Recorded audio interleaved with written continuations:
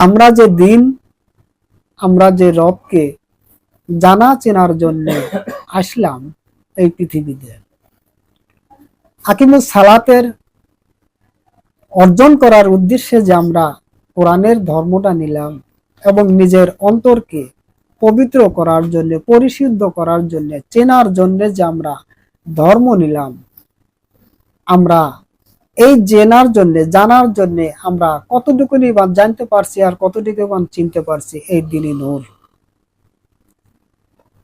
এই দ্বীন-ই নূর আসলেও সত্যই এর হাকিকতি নাম আছে। আমি যদি এখন বলি এটা কোরআনের নূর, আমি এই কোরআনের নূরকে অর্জন করছি, ইহা সত্য, কিংবা আল্লাহর নূর অর্জন করছি, ইহাও সত্য।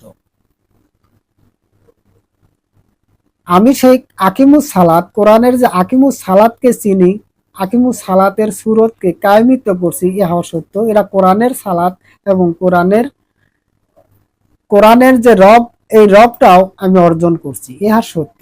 কিন্তু এরা তো সবাই জানে যে কোরআনের দিন রব হাকিকতে সেই মহান আল্লাহ পাকের দিন রব।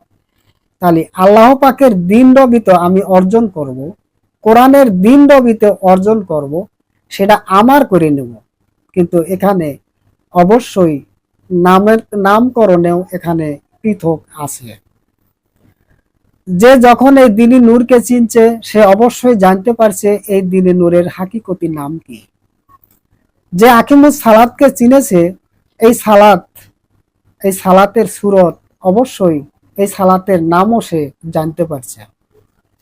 যে ব্যক্তি কোরআনের অন্তরকে চিনছে, জানছে, সে অবশ্যই কোরআনের অন্তরের যে নাম, সেটাও সে জানে। অবশ্যই আছে, সত্য এবং গোপনেই আছে। যে জেনেছে সে অবশ্যই তা প্রকাশেও নিয়ে আসছে, অবশ্যই সেটা প্রকাশেও আনছে। আমরা অবশ্যই বুঝতে পারি না যে সত্যগুলো কোথায় আছে। আবার একটা জিনিস দেখেন, আমার পিতার থেকে 4টা ছেলে হয়েছে, আমরা 4টে ভাই এবং 2টা বোন। এখানে আরেকটা কথা আছে যে আমার পিতার নাম হতেছে মৃত ওসমান গনি, আমি তার বড় ছেলে আব্দুল কাদের, কিন্তু আমার নাম ওসমান ডাকা হলো না, কারণ সম্ভব নয়।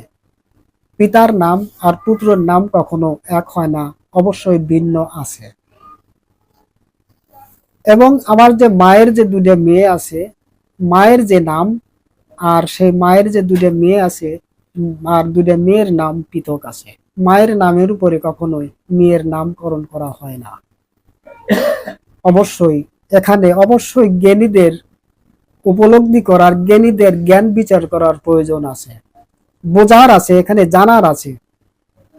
কারণ আদিপিতা আদম শফিউল্লাহ সন্তান, আর তার সন্তানের নাম কখনোই আদম রাখা হয় নাই।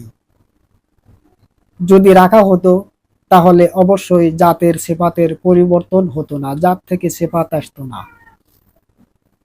ইহা সত্য, জাত থেকে সিফাত আসবে বলেই এই নামকরণের পরিবর্তন করা হয়, এই পৃথিবীতে প্রকাশ।